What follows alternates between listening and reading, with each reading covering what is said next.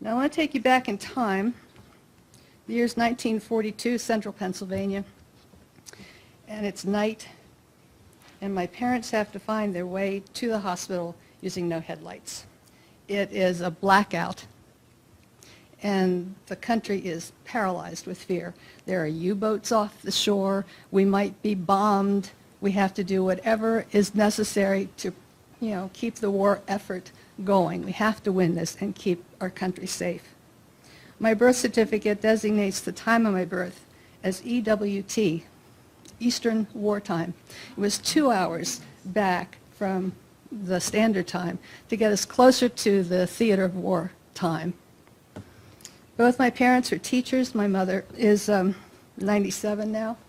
Wow. She taught 4th grade, and with the exception of one student who had been transferred many times, there was never a child that she could not teach to read. Never. My dad started teaching, it was called SHOP at the time, it was vocational education. Then he got a bachelor's or master's degree in guidance counseling and became an administrator, principal. And the changes that he saw in his career were just drastic. He saw discipline go away. He saw curriculum being watered down, and racial tension and political correctness. Our house had to be guarded one night as the tensions in the city, the racial tensions got very high. The school where he taught is boarded up, and it's been vandalized very recently, stripped of copper and everything, and I'm very glad he isn't here to see that. Skip ahead now to 1960, and I choose to become a nurse. I sent in one application because I knew where I wanted to go, and my dad, being a guidance counselor, went, oh, that's kind of scary. But he told me at the same time that I could choose to be a nurse, but I eventually would be a teacher. And I'm not a certified teacher, but I have ended up being an educator. In 1963, my husband became an executive for Sears. And that was a little bit like joining the military, and they started transferring us. And our sons, as they grew up, were in different schools, and the years split up for them.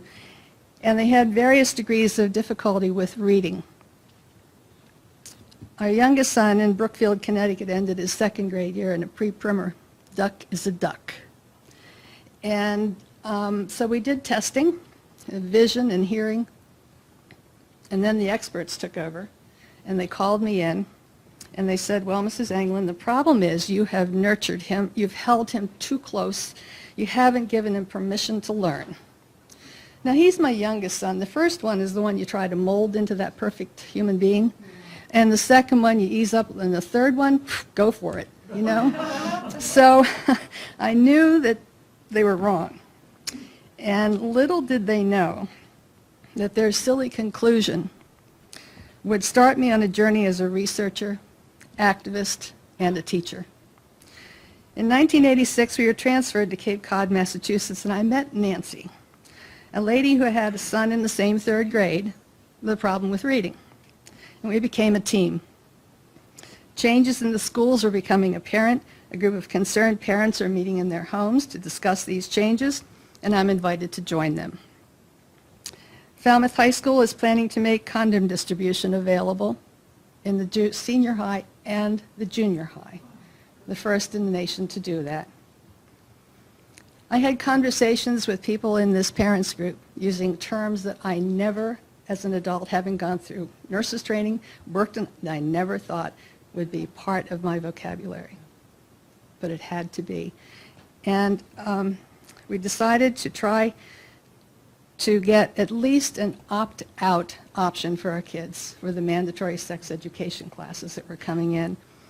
And they allowed us to discuss it at school committee meetings, but it became very clear it wasn't an option. It was going in. One man in the group had heard about something called OBE, Outcome-Based Education, and Nancy and I were urged to go to a conference to learn about it and bring it back, just do something about this. So we used my husband's frequent flyer miles, and we flew to Des Moines, Iowa, in the bitter cold. Our connecting flight into Chicago was late, and the jetway was closed. And the lady at the podium said, "You're not getting on that plane. It's ready to go." And we said, "No, the Lord wants us on that plane." And with that, her phone rang on the podium. The jetway was open because somebody on the flight crew had forgotten something. And so we went on board the plane, and we got on. The stewardess, and we called them that at the time, said, "Who are you?" And we said, "Just a couple of moms," you know, and we're supposed to be in Des Moines. What I learned at that conference seemed absolutely incredible, but both of us knew there was no going back from that point. And I met Charlotte Iserbyt, who later wrote The Deliberate Dumbing Down of America, and the key word is deliberate. And that's what made it so difficult when you tried to explain to people that it was being done deliberately in this country. And I also met Sam Blumenfeld, who had written books, and the primary one that hit me was on phonics and whole language. And then I knew what had happened to my son and to all the others in Chicago, where they dumbed down an entire city. And they said, "We know the program, it was a huge failure." And we went, "No, it wasn't. You accomplished your mission. You did what you intended. You proved you could dumb down an entire city in a matter of a few years." And the ADD and the ADHD and the Ritalin and all the rest of it never needed to happen. Never needed to. Well, using fax machines the size of small cars, which produced shiny copies that had to be kept out of the sun or they faded away, long-distance calls that at the time were costly, snail mail documents, sleepless nights, many of those, reading, among other things, a book called America 2000, Goals 2000 by a gentleman named James Patrick. And a really big picture started taking shape. Each state was busy creating their own unique version of the education reform. Each one was sure that theirs would be the model for the nation. And as we were able to collect these documents from the various states, it was obvious that they were being very carefully orchestrated from the top down. But we didn't at that point know just how high the top was.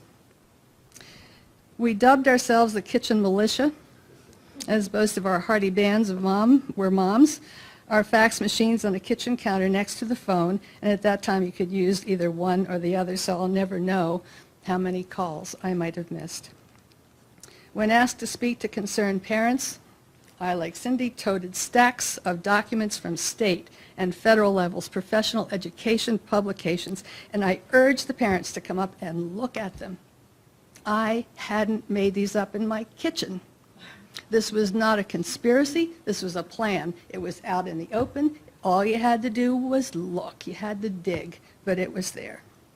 As I described OBE and Goals 2000 and School to Work and lifelong learning, it would usually be a dad in the audience who would put his hand in the air like, "Stop this," and say, "What you're describing is socialism." And I go, "Bingo.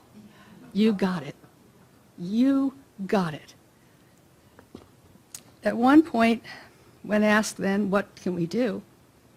The best solution then was homeschool, if you can, private school, if you can, or parochial schools, which at the early stages had not taken the bait of federal funding that would immediately bring them into the system. Still early in the 90s, we go to suburban Boston, and a family I met that had homeschooled their several children, and they hear about these new charter schools, and they decided they'd try to open one of those. And they had other parents that were homeschooling, and they said, "We could do that. That would make it great because we could all work together." So they submitted their charter, and the state of Massachusetts flatly denied it. It was hard to understand because they had a solid plan, but we later found some charters that were granted to performing arts academies, Pacific Rim charters, and one that even had a Russian connection. Looking back, we could see now that the culling out of students from the public system had started, and the charters were being granted only to specific entities to achieve specific goals, to move us from point A to point B, and it was very effective. A complicated formula for funding is presented by the Commonwealth, and the charters are funded by tax dollars which go to the student, with the student to the public school. In Massachusetts, 100% went the first year, and then a decreasing percentage as the years went by until the charter could be self-sustaining. But no one can figure out how is that going to be possible, because they have to pay teachers. They have all the same expenses at that point that the public schools do. So what happens when the funding goes away? Well, we moved to 2012 and we see charters everywhere. Many are for profit and backed by mega corporations, individual investors who have huge amounts of money, foundations, and hedge funds who are reaping the profits while the public school system is being drained of students and funding. Tax dollars are being laundered.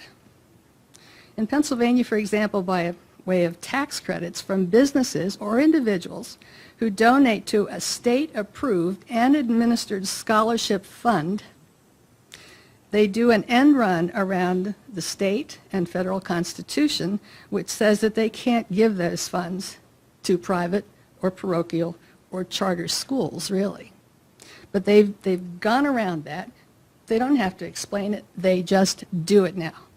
Our court system has been undermined. Every avenue that we had for any recourse is pretty much gone. As to our concern about how the charters again are being funded, enter cyber schools. There aren't any brick and mortars.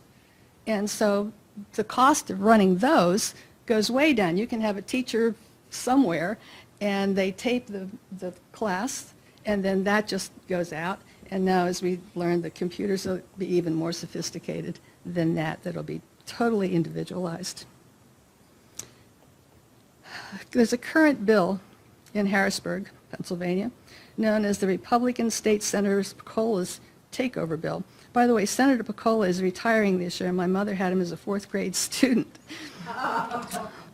We aren't sure that that worked out very well, but this essentially allows the state to take control of financially distressed school districts. Under the law, the Secretary of Education has the ability to declare the school district to be in a state of financial recovery, and within 5 days of the declaration, this recovery officer must be appointed to the district. He's responsible for developing a financial recovery plan, maintaining oversight, and informing the public of what he's doing. Problem one. The recovery officer has no power to negotiate with teachers whose salary and benefits account for the majority of his expenses. Thus, he can only cut services, programs, and staff. Two, the receiver, who has provided great authority over these districts, is able to delegate his powers to an individual in the district or within a nonprofit or for-profit entity. Among these powers is the ability to enter into an agreement with the nonprofit or for-profit organization to operate one or more of the district schools. Enter the charters. They're just in the wings, waiting. Legislation allows for 9 districts to be declared financially distressed each year, but within the next 3 years, nearly half of the Pennsylvania public schools are projected to be financially distressed. Follow the money if you can. PA Cyber School, a home-based internet delivery system. July of this year, FBI agents raided the Pennsylvania Cyber School charter office of Nick Trombetta. A tangled web of the money trail is even too complicated to outline. The chart would be huge. July 15th, the Pittsburgh Post-Gazette. The story, millions flow to Beaver County-based Pennsylvania cyber school spin-offs. It's huge. He hired his own people. He created other entities and then allowed his own people to deal with the providers. It's very tangled and very lucrative for him. and for his company. The product that he has turned out, the cyber school that he's turned out, not so much. There's a lot of money to be made. And now that the housing market has tanked, all the major investment entities that have been out there for the really big moneyed people are gone, and education is left out there, and it's a target now. It's really a big target for them.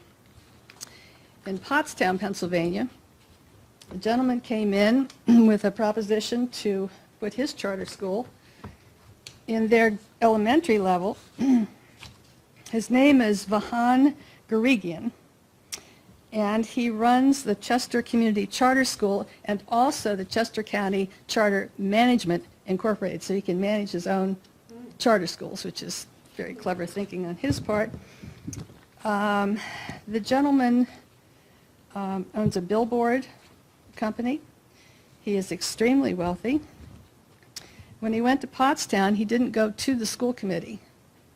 He went to the superintendent of schools and made this proposition that he would bring them in. Well, one of the school committee members found out about it and so went with freedom of information and wanted documentation of all the meetings that he had had with Senator Piccola and others.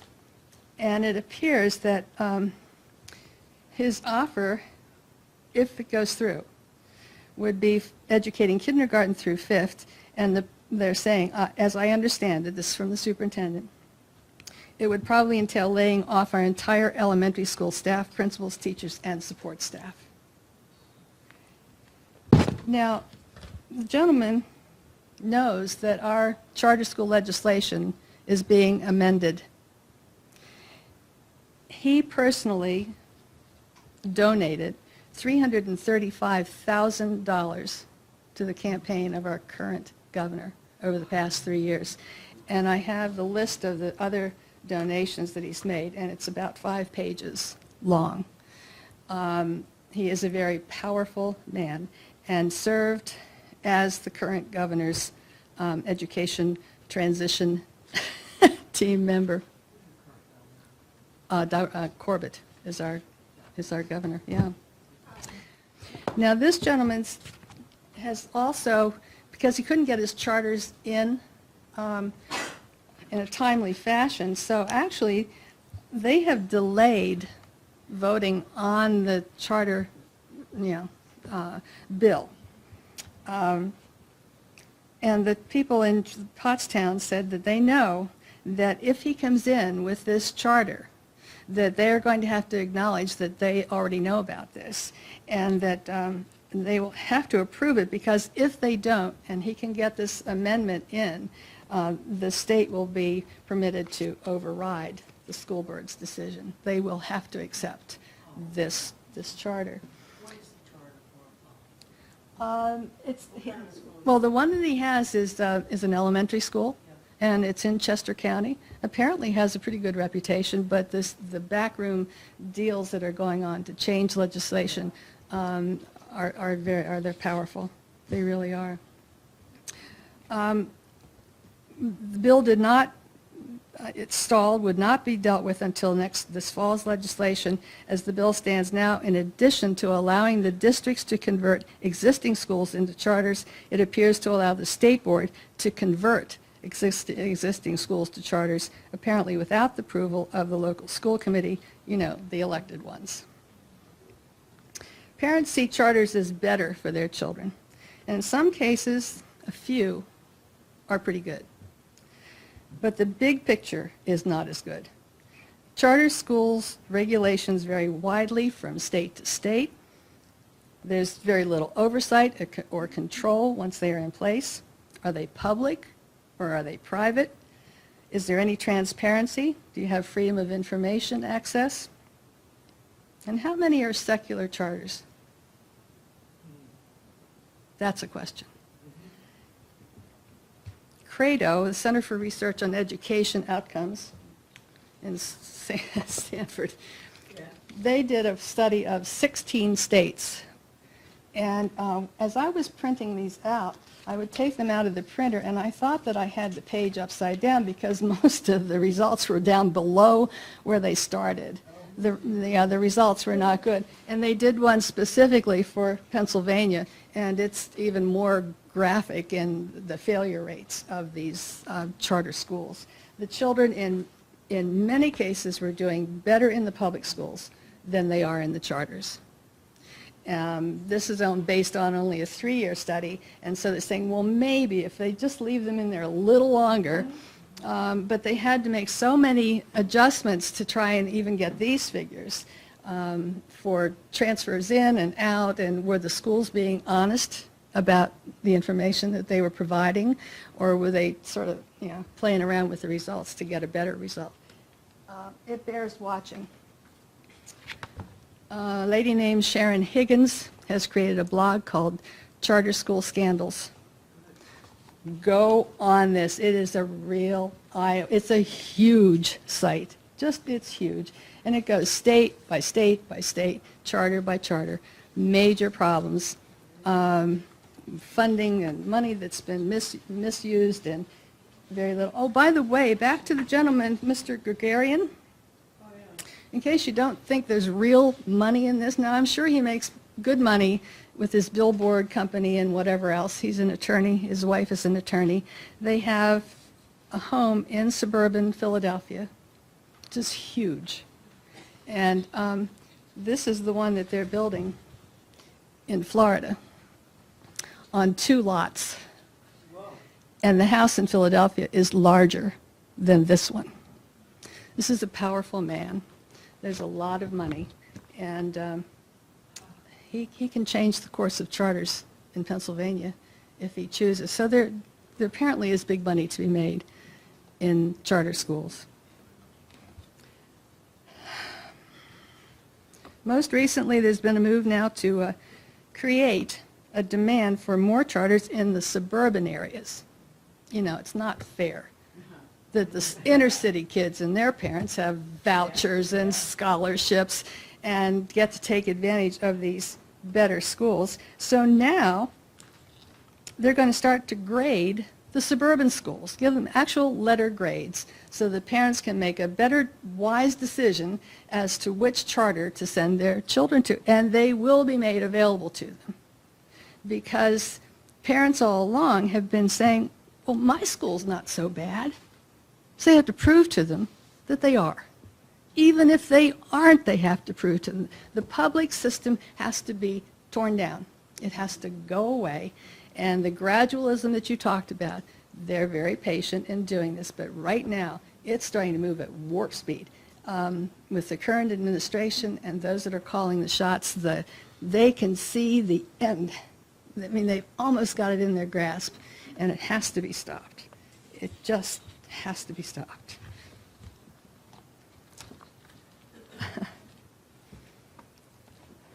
Other speakers will tell you about what's happening in the public system right now, and it's not pretty.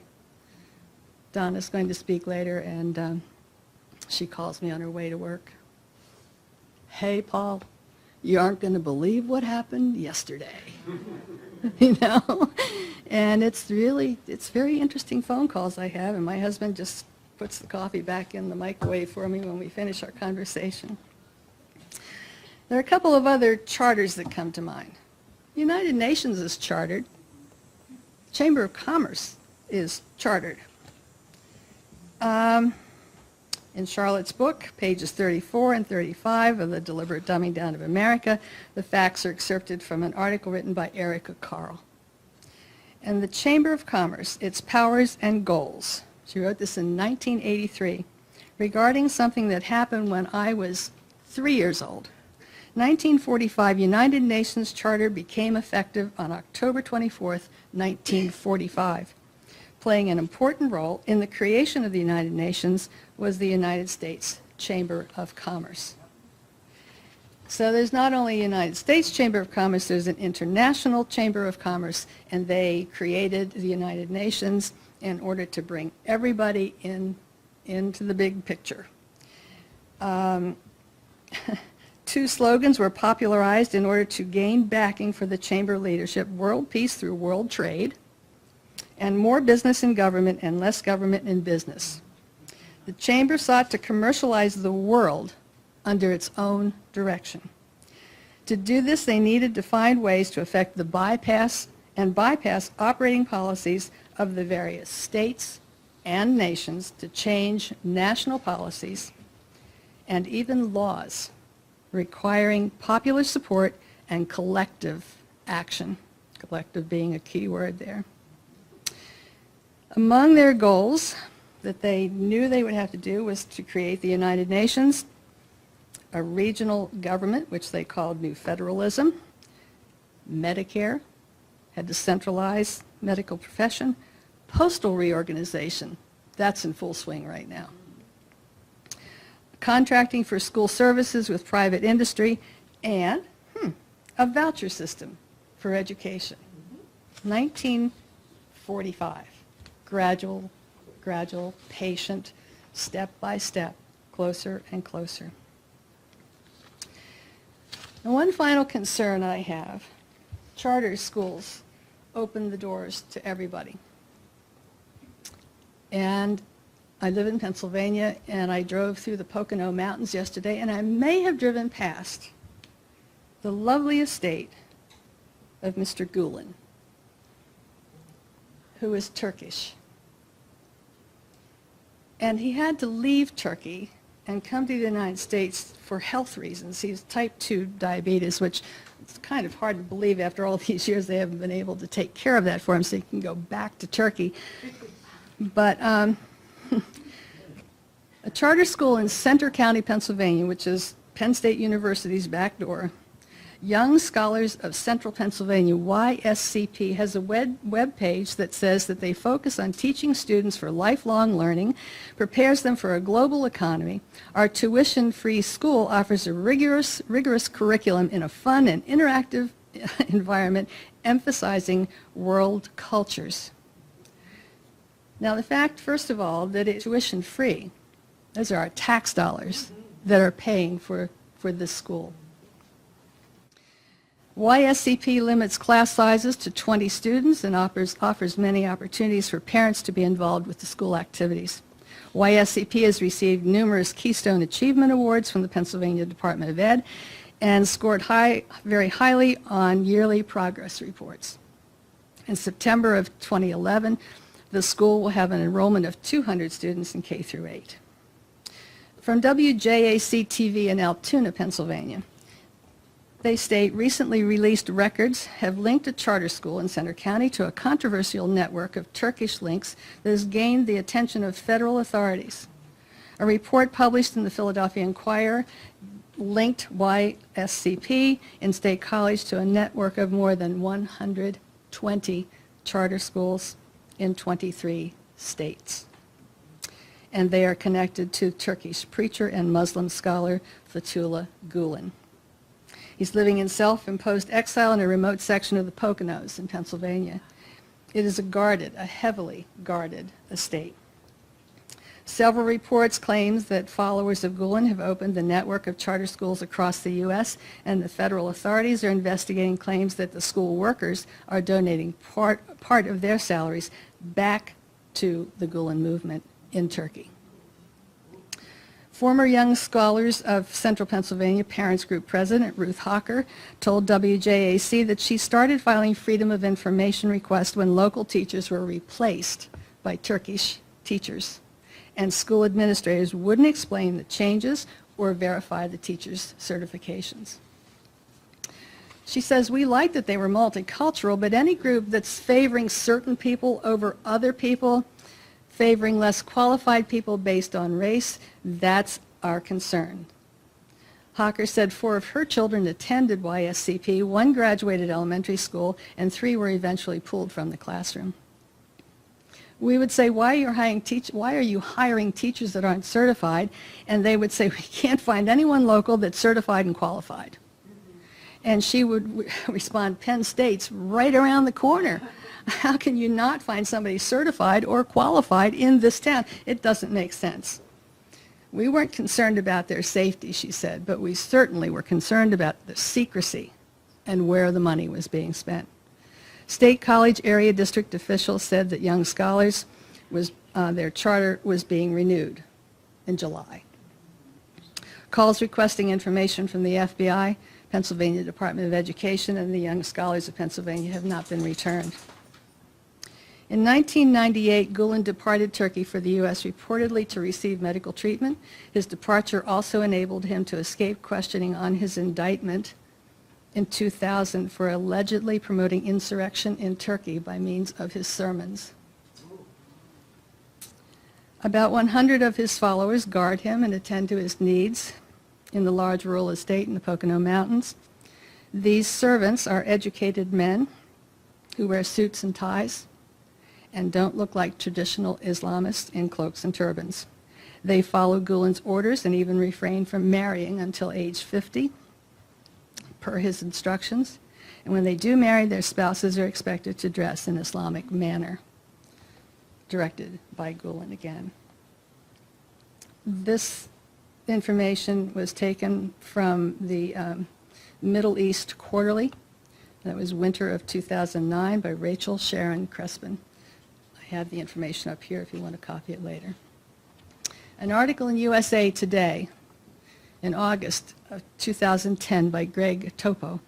Objectives of the charter school with Turkish ties are questioned. They have a generic forward-sounding name like Horizon Science Academy, Pioneer Charter Schools of Science, Beehive Science and Technology Academy, all focused on math and science. Quietly established over the last decade, but a loosely affiliated group of Turkish-American educators, these, at that time, 100 or so publicly funded charter schools, were among the top-performing public schools in their towns. So they coast through under the radar because they really are educating students. Distraction. The schools educate as many as 35,000 students, and I'm sure that it's higher than that now, and have imported thousands of Turkish educators over the last decade. Top administrators said they have no official ties to Gulen, and Gulen himself denies any connection to the schools.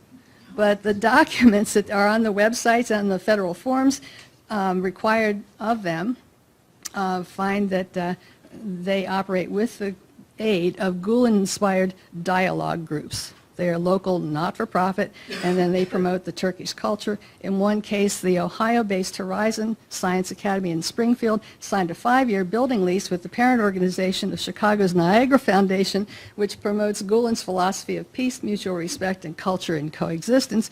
And Gulen, he's the honorary president of that foundation. He has long pushed for Islam to occupy a more central role in Turkish society.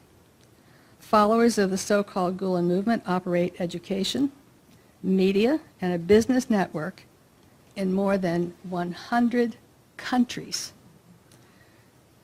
That information comes from University of Oregon sociologist Joshua Henrich.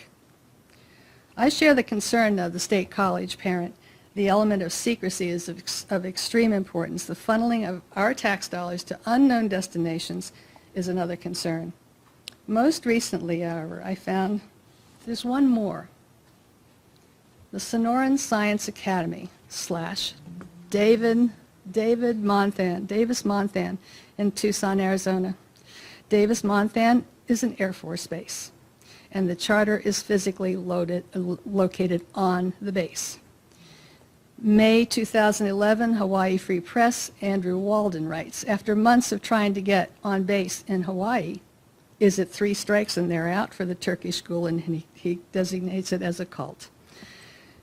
Hawaii Free Press readers learned last December that the cult was attempting to take control of Makapu Elementary on the Kanoe, my pronunciation is probably dreadful, Marine base. The proposal had been withdrawn in December, was resubmitted as Sonoran Science Academy for the new year, but after articles that the Free Press provided, the parents and the teachers were ready, they circulated a petition, and the school committee refused any further discussions for the charter. That didn't stop them. On the legislative front, same article, efforts to pass HCR 30, a symbolic resolution recognizing the cultural, educational, political, and economic relations between the people of Hawaii and the Republic of Turkey, foundered as the Gulen cult was exposed and legislators were informed by concerned citizens and it only passed after being stripped of all references to any of the Gulen fronts.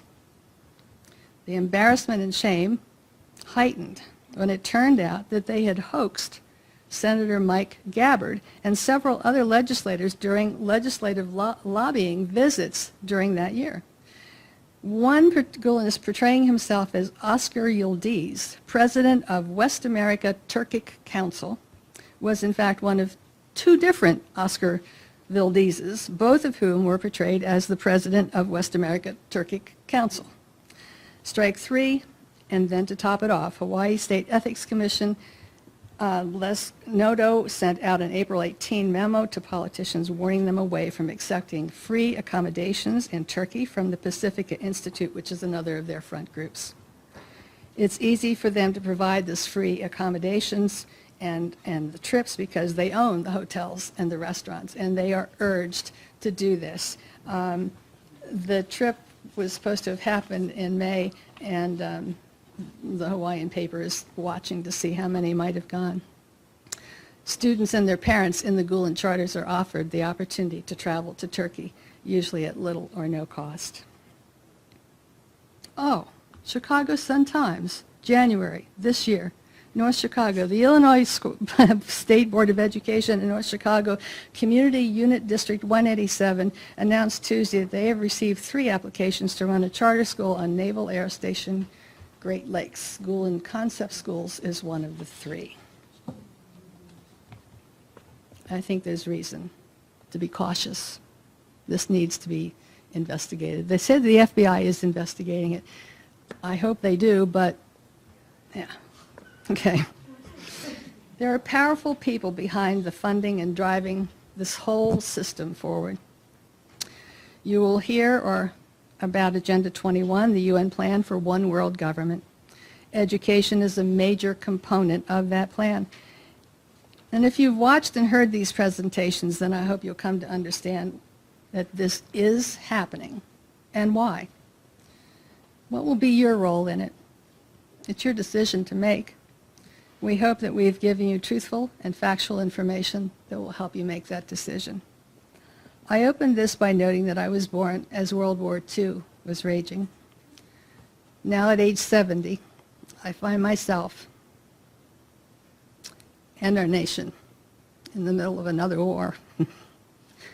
A much more subtle war, but not less dangerous. No shots have been fired, but there's been a long period of blackout, one created so that we would have a difficult time finding our way to the truth. Afraid to turn on the light of truth because we believed that we would be placed in harm's way if we did. We were told to be careful about what we said. The term is political correctness, and we obeyed that for a while, didn't we? We were called conspiracy freaks, and then we found the conspiracy. We placed it in the light, and lo and behold, it was and remains a real plan. The internet has allowed us to pull back the curtain and let the light shine in a little more. We have to wonder how long that's going to be accessible to us. Much has already been scrubbed from it, so keep up the fight one battle at a time, and we can win this war. When we do, we must be sure to keep a record for the future. Perhaps a journal, printed copies, discs, or whatever it takes from the website information, books that have not been abridged to the point where they have no meaning. Records of the truth for future generations so that they can spend some sleepless nights reading about what we did in this day, which becomes their past, to secure their futures and pass it on once again as history repeats itself, as it always does.